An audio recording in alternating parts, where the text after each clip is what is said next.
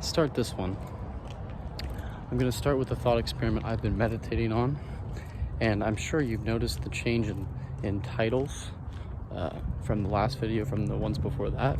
But we've been doing this for about a month now, and I've been meditating on this idea, or trying to figure out what the truth is of clickbait. Now, clickbait can be used in a bad manner, a manner not in truth, where you're producing falsehoods and a false sense of what reward you will reap from viewing the video.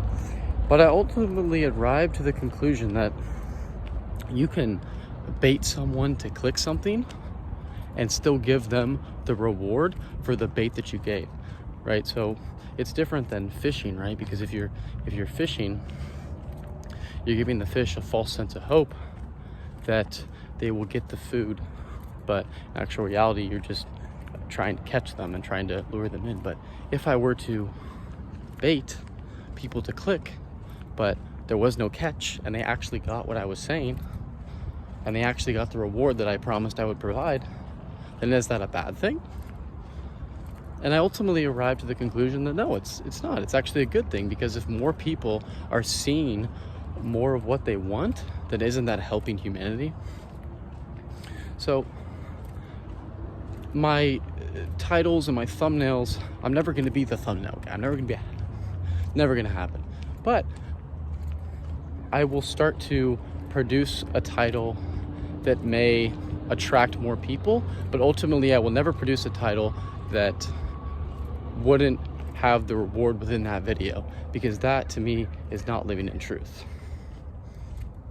So then it kind of goes back to all these things, like, right, like, is clickbait even wrong in an essence, or is TikTok wrong? And my conclusion is no, they're not wrong.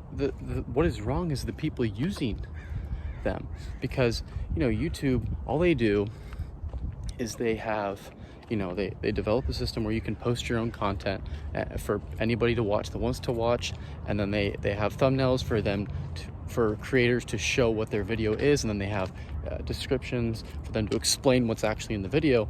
So YouTube is doing nothing wrong, and the essence of clickbait is like, I'm just baiting you to click something, but if it's actually what's in the video, that's not wrong. That's actually productive, because you're getting what you want in a more efficient manner.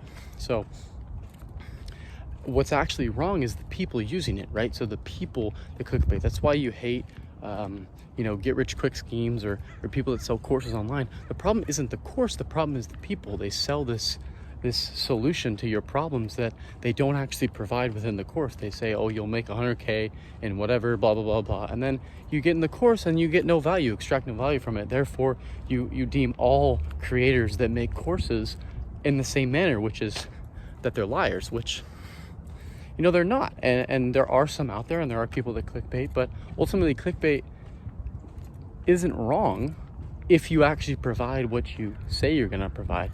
Now, if it's if it's a lie, if it's not actually what you're going to do, then yes, you're not living in truth, and then that's false.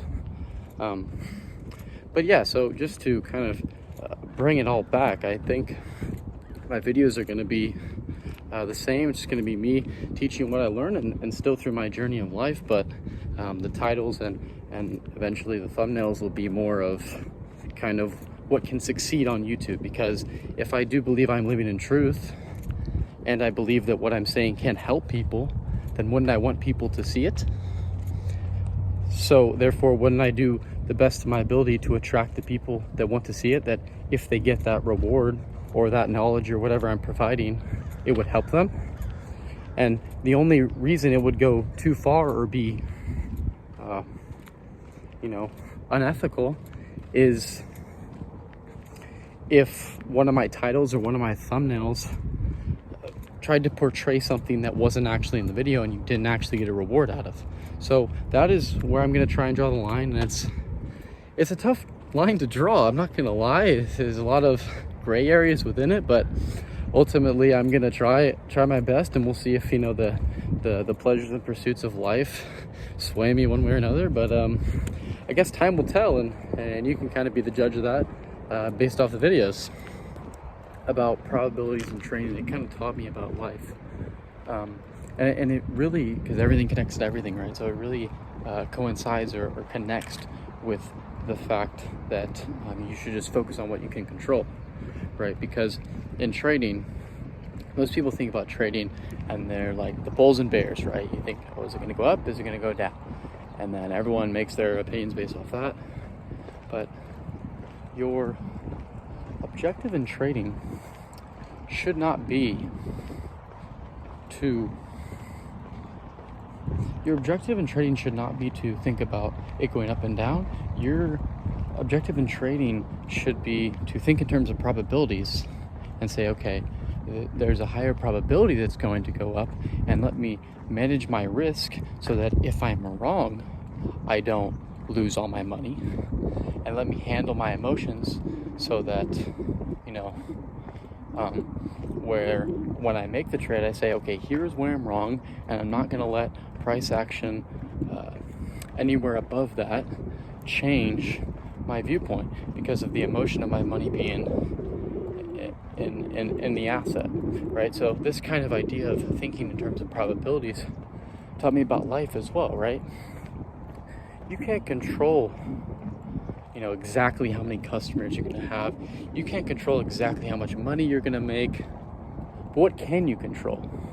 Well, you can control how much time, how much effort, how focused you are.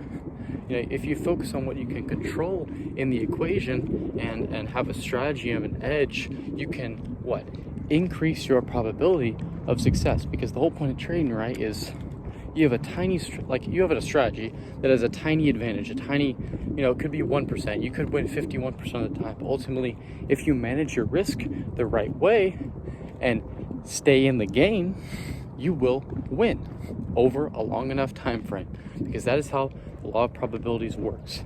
So in life, it's the same way. You want to stay in the game, keep stacking consistency, because consistency compounds, stack the small wins, right? And ultimately build the consistency until you can win. And you have to learn a strategy that gives you an edge in the marketplace. It's very similar, very interesting, but the idea is to focus on what you can control, because I can't control how people are going to respond to outreaches. I can control how many I outreach, what message I send, what platform I send it on. You just got to focus on what you can control, because then you look back and say, well, I didn't hit my number, I missed by 10%. And there's no answer for it, right? Because it's an output goal. But if you set an input goal, you can look at it and say, okay, my plan was to do 100 outreaches a day, and I only got to 80. Well, then that's a failure. But if you get to 100, that's something you can control, right? You can control how many times you send a message. You can control how many times you press send. So that is something that's much healthier and much easier to quantify. And then as you stack and consistently compound those wins, then you will succeed, and then you will get the end goal. So, all right, I was on the drive. I'll tell you guys about a random thought I had. Goes along with manifestation, but it's more about, and a lot of this kind of connects to a lot of other things in life. I'm just now realizing that manifesting isn't always about what you do think about. Oftentimes it's more about what you don't think about. So a lot of people will try to figure out all these nuances, or calculate their gas, or just think about a lot of things that don't really matter. Does it really matter how much, whether your gas, every time you fill it up is $60 or $40? Does that really matter? And I think what ends up happening is this, coincides with, politics. Does the president really matter, right? And so kind of what has happened in our society is people are so focused on these other things, what movie's coming out, when is this TV show coming out, this new season, who's our president, when's the election, all this random shit, that they spend so much time thinking about that they don't end up thinking about their future.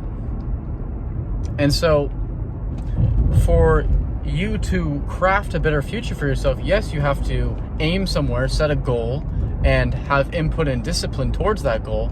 But you also have to stop thinking about bullshit, because everything you think about is taking your mind off your future. It's very interesting, and it as I said before, it really coincides with a lot of other things in life. Like, most of the times, like in discipline, consistency, right? It's not always about what you do. Consistency is about what you don't do, right? Because if you have habits or have actions that are at the antithesis of your discipline, right? So let's say you want a perfect sleep schedule, but you want to be at like a perfect sleep schedule, you want to be up at whatever time, and then you're going out and you're up until 2, right? That is an antithesis, and you can't have a good sleep schedule and go out that late unless you wake up really early, really late every morning, which, I mean, you can do that, but I'm just saying, like, that's just how it is. Like, you can't have actions that contradict the goals and the habits for you to get to that goal. So it's very similar with manifestation. A lot of people watch The Secret one time, and they'll visualize for one day, but what they don't realize is, like, the visualizations, again, it's consistency compounding. Your visualizations compound. If you're visualizing your future every day and have habits towards that future, you will get to that future. But you need to stop thinking about all these other things and replace it with the manifestation of what you truly want. That is the data set.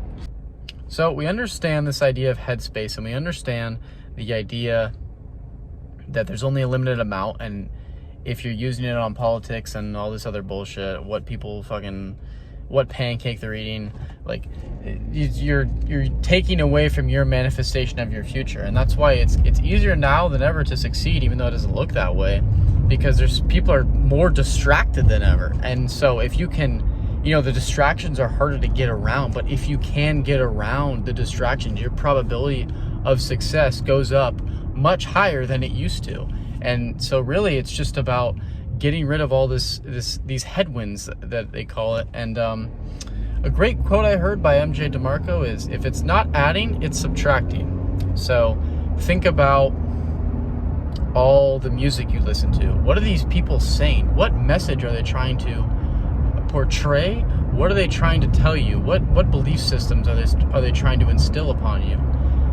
And as you're listening to music, you're not thinking when you're listening, right? I mean, you're thinking about the song, but you're not manifesting your future anymore. You're listening to that music. In addition, people around you, right? The people you hang out with, even your roommates or who you live with, right? If it's not adding up, it's subtracting. So if the people around you are not improving you in a certain way, and you're not having conversations that improve you as a person, improve your character, then they're subtracting from your character. I mean, that's just the reality of the situation. And yes, you can have, everyone's different, everyone wants a different life, but ultimately you're an accumulation of the 5 people around you because of how much headspace they take out of you. Unless you're just, you're locked away in your room all day, then that's a different story. But there's a reason why that phrase exists. It's true. And for you to, most people will listen to this and agree with what I'm saying, and then they will, evaluate their life and evaluate the people around them, and then they'll come to an understanding that, yeah, this person probably are subtracting from me manifesting my future, but they won't do anything about it. And that's the problem. And I can even look introspectively and into myself, and I deal with that as well too. Like, I know some things are problems and I just put them off. I don't deal with them, and that is why you don't get to your goal as fast as you want to. And then you sit and you pout and you like, oh, I'm deserving of this. Well, no, you're not. You haven't done the actions that will get you there. So no, you're not deserving of it. And deserving is not a thing. That's another day set for another time, but